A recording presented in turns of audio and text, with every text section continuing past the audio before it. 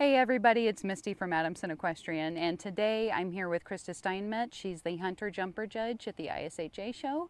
So can you tell us a little bit about what got you into judging and a little bit about your riding history? Absolutely. I grew up showing in hunters, jumpers, and equitation in the Indiana Hunter Jumper Association, so IHJA, different I organization, and just always loved doing mostly hunters and equitation, but just recently I've gotten into showing jumpers myself.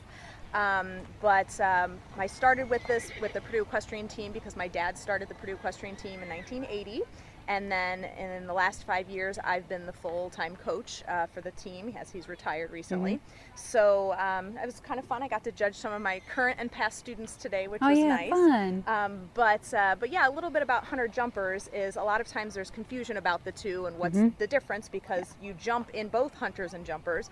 But jumpers is considered the speed and cleanliness event where they're just going to, get around the course as quickly as possible without knocking any fences down, without getting any refusals. It doesn't have to be pretty as long as you get the job done. It's very cut and dry.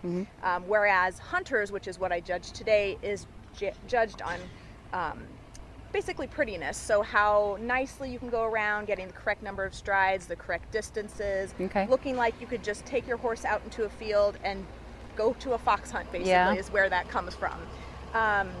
So although they're still jumping, it's very much subjective and it's judged on style. Okay. I was a little confused with the rail work. I had no idea, because I'm used to riding like hunt seat, pleasure, and hunt seat equitation. So I had no idea that there was rail work involved with this. Yes, and this show is a little bit different than your typical hunter jumper show. Typically in a division you'll have several jumping classes and then a flat class or an under saddle. So flat would be an equitation class judged on the rider, where an under saddle is judged on the horse. So but in this show we had what was called a hunter hack class, which you typically see at AQHA style shows or breed shows, where you have two jumps that they jump and then a rail class where they just walk, trot, canter, reverse walk, trot, canter.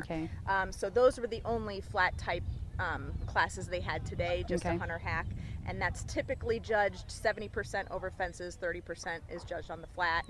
So it's more heavily towards the jumping portion, but and then other than that, today we just had jumping classes. So. Is it kind of the same as far as the judging is concerned? You're looking for like how nicely the horse moves or how pleasurable they look to ride, that kind of stuff? Yeah, and I mean, honestly, depending on the level of the show, the first thing you're looking for is correct leads, not breaking, correct diagonal. Well, actually, if it's judged on the horse, the diagonals don't matter. That's typically judged on the rider. But way of going. Look, again, I look at a horse and go, would I like to ride that horse? It's not running around the arena out of control. It's going nice and long, not head too low. You never want their poll to go below the withers in our world. So just a nice frame, a happy looking horse is basically what you're looking for. Do you ever worry about headset or anything like that? A little bit, but at this level, when you have so many different breed horses in there, I mean, I was judging everything from a quarter horse to a gaited horse. It's a little bit harder, and that's not what I'm used to typically judging. So I don't get too worried about headset, just as long as the horse's head isn't straight up in the air fighting the bit. I mean, you're looking for just a pleasurable looking horse. I would be terrified of falling off. It's not that bad, but no. We always do everything we can to mitigate falling off. Ideally you want to be doing the correct height jumps that you're safe with. I hear a lot of people say, well, I can jump this high. I don't care how high you can jump, it's how safely you can jump that height. So today was pretty good. I think people stayed within their limits. There were a couple iffy moments, but but you're going to have that at every show, no matter what level. You're going to have some moments where I, as a judge, I'm quite the gasper, so I'll if something bad happens, which is not the best, but I think everybody did a good job staying within their limits. When you're behind the camera, you kind of can't really gasp a whole lot, because I'm sure I would be a horrible I don't get caught on the camera. No, I'm a gasper for sure. Any other tips and tricks for anybody that's out there that jumps or maybe wants to get into jumping? Or Absolutely. I'd say the first and most important thing is make sure you get a good trainer. And a good trainer doesn't mean you have to spend a lot of money, but having somebody that knows what they're doing, they're going to make you do the safe and the right thing, because I see people all the time as a judge. I'm mainly a coach, and so my the thing I hate most about judging is the fact that I can't tell these people, like, stop doing this or try this instead. You know, the biggest thing that I penalize people for is, let's say, you know, they might have had some okay jumps, but they're going around the corner on the wrong lead. I want correctness. So basically you're on the correct leads, you change your leads if you need to, whether it's through a simple lead change or a flying lead change. I don't count off for that.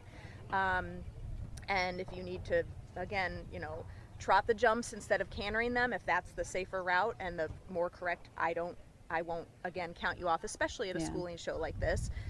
So yeah, just doing it right, making sure you have help, because especially, you know, if you are a younger rider and you're on a green horse, the amount of work that you have to come back from if you start wrong, and then to try and correct that is much harder than just finding somebody to help you through that. Finding a good trainer, definitely. Good coach. Well, thank you so much for taking the time out to do this. I really appreciate it. If you guys have any questions, you can leave them below in the comments, and I can maybe reach out with any questions anybody has. Is that okay? Okay. Thanks for watching, and happy riding.